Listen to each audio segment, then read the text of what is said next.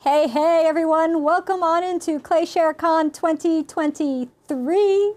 I'm Jessica Putnam-Phillips and I have good news and bad news. Let's start with the bad news. This is the last live demo broadcast of ClayShareCon. I know, we still have the giveaways, but this is it. But here's the good news. We have Billy Ritter here with us today. And we are thrilled that he's closing out ClayShareCon with us for 2023. Now, many of you took Billy Ritter's workshop with us back in January, which seems like it was so long ago, but it was just last month. And if you haven't yet, you can always go sign up for that and you get those workshops forever. So you won't miss out on anything, but Billy's gonna be sharing some wood-fired vessels and talking a bit about pottery and philosophy and life and everything. So let's go on over to Billy and see how he's doing. Hey, buddy, how you doing, Billy? Yeah, That's right, woohoo! it's the last day. You made it through the best ClayShareCon ever. I got to go back and watch it all. It all sounded so rich. Jess, I'm so stoked to be here with you all. So, as you remember, we did this workshop together on ClayShare. When was it, Jess? January? It was January. It just seems like doesn't it seem like a while ago, but it was just It was a few weeks ago, really. weeks ago. Really. And How'd that happen? since that time, I got to say, on both Instagram and Facebook, I saw some of the coolest pieces that people made in response to this. I was like blown away. So good job on all of you and keep up the good work. And I was so pumped to be able to inspire these ideas. And I hope they only springboard you to new places. So yeah. So some of you, here's a good turning point because I'm going to show you how I fired my pieces, which is wood fired. But some of you with electric kilns, you're like, oh, my pieces are done. And like we're still waiting to do the next wood firing because it's like such a long process. But I had coming up to this workshop, remember I showed you all, like I preemptively made 2 other series of things. So, and those were like in the greenware phases. So those got bisqued and they got glazed and they got run through the wood kiln. My actual pieces that we made the day of the workshop, those are right here. So they are still bisqueware. Oh, and like, they're there. They look they're great, all, though. yeah, they're all waiting to go. But the other ones went through the burn, and these are going to go through the next wood firing. But like right now, I want to take you out to the shop and show you some of these. And so let me flip this camera around. We don't have Nate with the beard today, so I am the cameraman. No, Nate's not here. The light's kind of beautiful right now. So let me see, like these ones were the 3-part combos. Wow. So I want to kind of go. Wow. Yeah, like these ones. Mm-hmm. I want to tell you that some of you might be like, what? But get ready for this. So like this thing, this went in, and this is Mather porcelain. And it was raw, like there's nothing on that. Now I did a liner glaze in there, and you should do that anytime you're going to use it, for functional stuff. So that way it holds water. But this is like the donut form cylinder flexed out into a moon, and then kind of a cup shape. So this is one of those. Let's look at the other ones. These were like for fun, if you can imagine that. But like the surface in this is what's crazy about it. So you see like there's the ashes form crystal. You have this really nice blushing. There's all of this sort of carbon trapping taking place, right? And it just kind of fluidly. So like this is the hot side. And then if you spin it, you have the cold side right over on the back. And it's still just as pretty, but these crystal formations in here are just kind of wild. Okay, let's look at another one. So, Jess, tell me questions people might have as we go, or it's probably a lot of oohs and ahs, I would suspect. A lot of oohs and ahs. Yeah, I mean, that's how I felt. how can there not be? Right. When we opened this kiln, we were just like, what? This is a new kiln. And so those of you that have had the great pleasure of wood firing, the crew is really tight. It's a brand new kiln. And the way that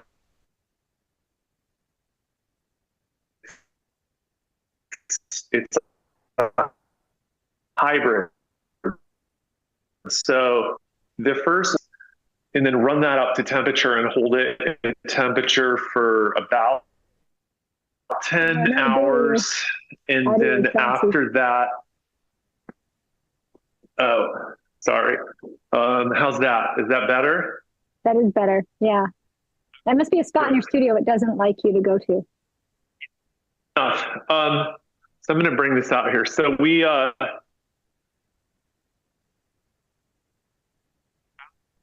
I think where I left off, I said we were,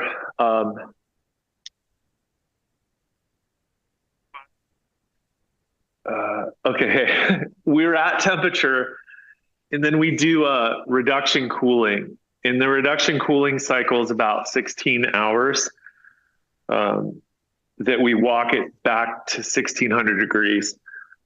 So this is one of the other shapes that we did, and we did this during, where these are kind of lactosey, and I want to like get in there on that. So these kind of drips in an electric kiln, you know, this would hold. So like it was dunked to the seam in Celadon, but then this is, you know, 20 some hours of a hold, which you can program in your electric kiln, right? Just to like do holds. You can. You sure can do a hold as long as you want. Yeah. That's funny that you say that, because the first time, like a long time ago, that I programmed an electric kiln, I thought that was like minutes. And I'm like, oh, I'll just do like a, I don't know, 30-minute hold. And I came in the next day, I'm like, oh my God, it's still firing. He's like a 30-hour hold. Yeah, it was like somewhere in hour 9 of the 30-hour hold. But those pieces that came out, oh my gosh, they were so good. They were so good. So like, I don't know, try it and see. Yeah, try it and see. I got to show you this other one, because this one will like stop your heart. Wait, get ready. I posted this one, and I posted these on my Instagram. But this one, this is like a showstopper. Oh, nice. Oh, yes. Oh, look. Oh, yep. The foot, like, nice. So you can really see it. It's got like so many moments in it. Oh, it's beautiful.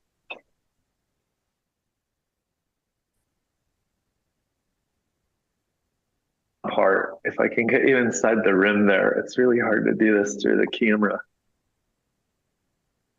Oh, look at all the like hair's fur that's happening in there. Totally. Some microcrystalline structure happening. Yeah, it's beautiful. Yeah. And it just kind of, it's like every single piece and part that you would want.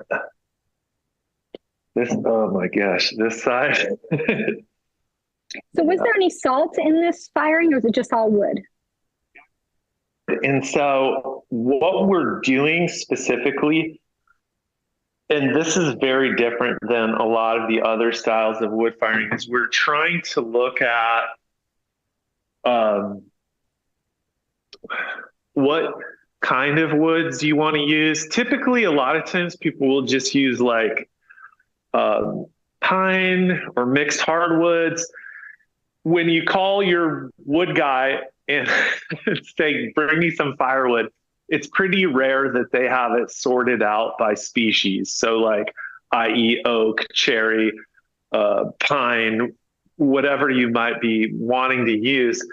but you can get those things. And so we're using specific kinds of wood, like woods that create a lot of ash versus high BTU woods that just kind of melt ash but don't create ash at different legs of the firing. So as we move through this new experiments with this new wood kiln, the colors will be different, as you go, and the atmospheres will be different. But what I want to say for all of you watching here on ClayShare at home, if you're mystified by wood firing, find people in your community that, maybe they'll let you be a part of it, and they'll say, hey, come out and split some wood, bring some pots, and you can see what it's all about. That's how I got involved. And, it's a great thing to do. You should try it.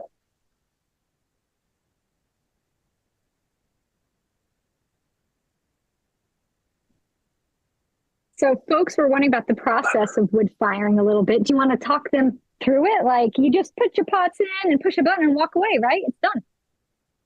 No, this is funny. I love, and I want to share this because it's funny. People will see pots like this and they're like, well, yeah, that's cool. I want to do that. So here's the process. And this is where like 50% of the people walk away. But basically, there's a lot of preparation work in the kiln. A lot of times you're outside, it's freezing cold or it's incredibly hot. And then you got to work as a team to, mix up your wadding, prep up the kiln in whatever way possible, sort all the work out, get your shelves ready, and then start systematically figuring out what goes where. And there's all these things that you have to think about, which at first you'll be like, I don't know anything about this stuff. And that's okay. But like the way the pieces are loaded, you have to think about the fire and like how the air is going to flow through the space. It's really like a super fun puzzle. And the more you know, the better you get at it. But then, that could be like loading could be like an entire day. Loading could be 3 days. It really depends on the complexity of the pieces and like how much prep work did you do, all these sorts of things. And this is only the beginning part. We didn't even brick up the kiln yet. So finally it's loaded. There we are, day 3. You're like, wow, that's great. All right, let's get all the pots out. No, you brick the door up and then you slowly start to create, a small fire, create some draw, open dampers. And as you go, you want to just really stay under 700 degrees. So now like a lot of time has gone by. And what you want to do, which is very smart, is like create a schedule. Like how many hours are we going to fire this thing for? 72, 48, 56? We usually did 3 days when we did it. Right. Yeah. And that's kind of a standard. Because of all those steps. So, and then like, who's doing the overnight shift? It's usually me. It's usually me. Yeah. Like come in at 8 p.m., go home at 4 a.m. for 3 days. It really messes you up, but it's like, there's nothing like it. It's like my favorite thing in the world. But yeah. And then you have a concourse the whole time of like, what do we want to achieve? Is it 100 degrees an hour? Do we want a lot of reduction? How many pieces of wood do I use? There's all these things. And so when we do it, we always bring new folks in and then someone will work with like a seasoned person to just kind of show you the ropes of what you're doing. Because it's easy to look at it and be like, well, you just throw wood in that hole. Kinda, but there's a lot of other things that you got to attend to, like cleaning out ember beds, sometimes splitting wood at the same time. But it's a real vibe.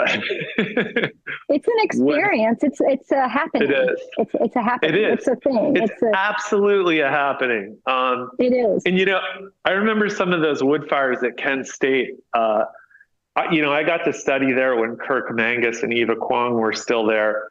In Kirk's Onigama, like outside, people would be out there playing music, like singing, dancing around. and there's people working on the fire. And it was just kind of this thing that there's nothing like it, and then it goes away. It's sort of like a carnival. Um, Right? Jess, you've done it. Yeah. I did. Yeah. So I learned, my professor, when she was a student, a master's student, she built a two-car train kiln. And one was a salt chamber and one was a regular wood fire chamber. And that was her master's thesis on this property she had in the middle of nowhere. There was nothing there but just the kiln. And so when she started teaching, when I was a student, we would all go up there on the weekends and we would do the wood fire there, and everybody took shifts and we would camp out and stay there. But it was an amazing process, and it was a really great experience with all the other people and potters, and just, if you have a chance to do wood firing, do it without a doubt. 100%. And it's that's a great testimony, but at the same time, it's not for everybody. And if you go to one, it's kind of like going to a party, and every once in a while there's, weird things that go on, but don't let that foil you. Just go to a different wood firing, because it's you never know like who you're going to meet or what's going to happen or what you're going to learn. Well, Billy, we're going to be building in Anagama here at Clayshare next year. Sweet. Well, I'm coming up to fire with you. Yeah, yes, absolutely. We'll do it. That's great. And that's super exciting, because in the hills of Vermont. That's right. Where the best gluten-free pastries exist. It's true. We found them and brought them to your house, and we'll do it again. I know. All right. I love it. Good. So folks ask, how big is the kiln that you fire in for the wood firing? I don't even know cubic square footage. I couldn't tell you for sure. I like in linear feet, I would approximate. There's two different kilns. The one is probably internally 9 feet long by about 4 feet wide by about 4 feet high, something like that. So like 9 by 4 by 4. So whatever cubic feet that is. But there's also a back chamber to it, which is probably like 4 by 4 by 4, maybe 5. And then the other one, maybe over 100 cubic feet, like. And we at the firings, we started like tallying how many pieces. We played a game called Guess How Many Pieces Are in the Kiln. In the one firing, it was like almost 400. Now, mind you, it's not all these. Like some people make little, really small things. Some people make bigger things. But yeah, it was almost like 400, which is crazy. And that goes back to that stacking thing of like, how do these go? Where do these go? You can see all of this stuff on my Instagrams. If we're not friends on Instagram, we should be. So find me there, look at the pictures, and we'll talk about stuff. We'll talk about wood firing and pottery and stuff, right? Absolutely. So this last one, I was like trying to find a good spot. The light is like kind of hot right now in here, but this was not made during the workshop, but it was in that firing. Oh, wow. Got some things happening. Very sweet. It has a lot of mood. This side, this is the wad side. So it was fired on its side like that. Mm-hmm. Yeah. And then the bottom was just kind of crazy. It's all good. I hope you love them. If you want to see like individual shots, I'm going to steer you back to Instagram, because it's hard to translate this through the actual lens. You know what I mean? Like you see it in the video, but to see it still, it's a little different. So a lot of those are on there. Jess, it's super great to reconnect with you and all the folks here at Clayshare and just kind of share this full circle thing. I know. So Billy, we met Billy, was it just last year? Was it just during last Clayshare Con? Was it a year ago? It was. Yeah. Yeah, so Billy came on and demoed throwing bowls for Amico and Brent because you were using your wheel during ClayShareCon 2022. You all can go watch that video and see Billy throw bowls. And then Billy, you came back and did another thing live with us. A little, and then you came and stopped by the studio here in Vermont and brought us pastry, right? Yeah. You and Jen. Yeah. And then you did the workshop with us. And here we are a year later. Back at it. Because I said to Jess, I was like, I got to pop on ClayShare and show everybody how these got finished in the end. Because as you know, in what we do, there's so many different ways to finish your pieces, right? Absolutely. And so what about some wood firing? Why not, right? Raku, for sure. Electric firing, totally. Gas firing, pit firing. I probably wouldn't pit fire Electhos because those handles are kind of fragile, you know? But solid things, like those things without handles, you could have totally pit fired those or Raku fired them. And they would look amazing. Yeah. So I posted in the chat your Instagram for everybody, but if you all aren't seeing comments or looking and just are too mesmerized in chat, with our chat, the Instagram for Billy is Billy Ritter 77. You can find him on Insta. Thank you. Find me there. Let's talk about your pottery lunch hour, sir. Totally. Yes. Let's talk about pottery lunch hour. So what is pottery lunch hour? What is this? I think pottery lunch hour, I created that during COVID because this whole thing of connecting and just, and so it became a thing. I was in here in the studio. How can we connect people? And just turned the camera on and said, let's do this. And it turned into like a 10-minute sort of tips and tricks, a little bit of philosophy, a little bit of humanness, right? It turned into that. And what's crazy is much like ClayShare, Pottery Lunch Hour has connected people all over the place. And it's wild because everyone is welcome. That's what it's about. It's about sharing the beauty of what we're doing, together and sharing our ideas and opening boundaries up. Right. So yeah, Pottery Lunch Hour, it's a community, and a lot of the great folks from ClayShare have come, and drop into Pottery Lunch Hour, and they'll share their stuff, and that's what it's about, right? So you can find that on the grams, #Pottery Lunch Hour. Check it out, subscribe to the thing, follow it, and then you'll never miss an episode. But it's a dialogue, so if we're going live, pop on the live and be like, hey, say a thing, and then because you get to do that, and you have Kevin as your moderator. Nice. You don't have a moderator. Oh, and it's funny. The episodes, at first I was like, okay, and you could probably relate to this, Jess, with ClayShare, but I'm like, okay, so episode on cups. Okay, episode on handles. Episode on mix and glaze. And then eventually you get to this turning point of well, I already did an episode, but how can I do it differently? And then I started thinking about, well, what are we really talking about here when we do this? And what are analogies to doing this?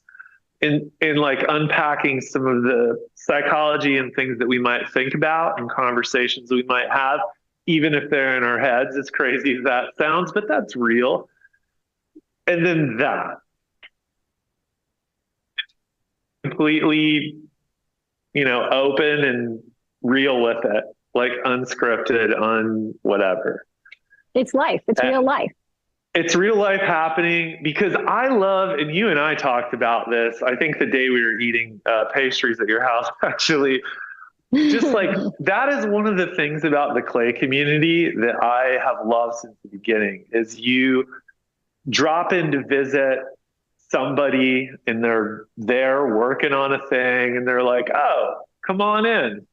How's it going? And you start telling stories and just it's this real personal, awesome moment. And that's what Pottery Lunch Hour is about. And then leaving you at the end with some kind of like, hey, this is your day. I want you to go be great. Like some positive thing, that you can take away at no cost. It's just there. It's my gift to you.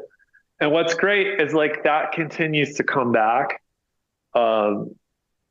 And the whole thing, this isn't my idea. Like I grew up in the Mr. Rogers neighborhood. So watching that, watching Bob Ross, watching like these shows that are like about enriching, positive, thoughtful things, like that's what it's about. Absolutely. Absolutely, Billy. 100%. Yeah. Yeah. We had a couple minutes left. Anything you want to leave us with in the last 2 minutes? This is the grand finale of Glacier Con this year. It's coming down, no pressure. Yeah. So Jess and Kevin have worked super hard to put together this kind of amazing performance of all these thoughts and ideas. And it's a lot. It's so much. But it's there, and these videos are waiting for you, so you can go back and rewatch these at any point and digest them at your level of digestion. But what I just said in a recent Pottery Lunch Hour is like, it's easy to fall into like, well, that's just the way we've always done it.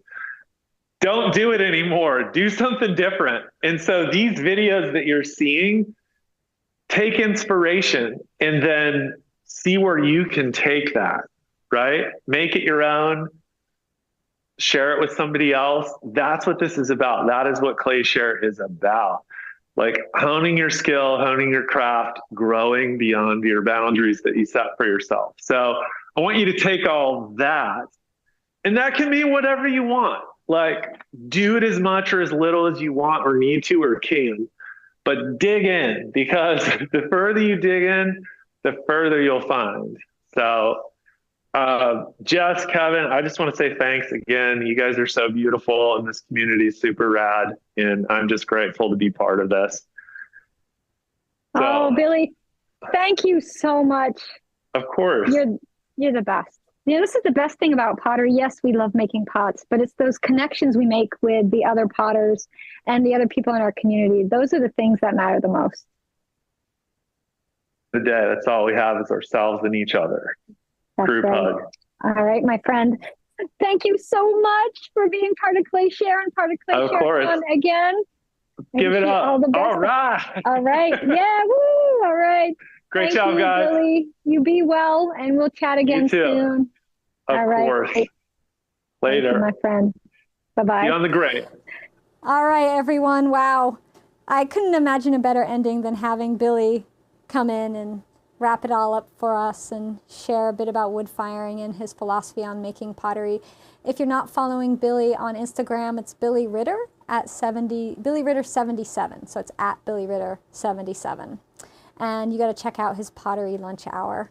I want to give a huge thank you to everybody who came on to ClayShareCon this year and presented and did demos, and everything we do here is free. Nobody gets paid for any of this. Nobody's making any money. We don't charge you all tickets to watch ClayShareCon. It's all just out there for you. And everybody who's been a part of this has been so generous in giving with their time and knowledge and just willingness to share. I have to thank everybody so much from the bottom of my heart for being part of our ClayShare family and doing all that they've done this year for you all.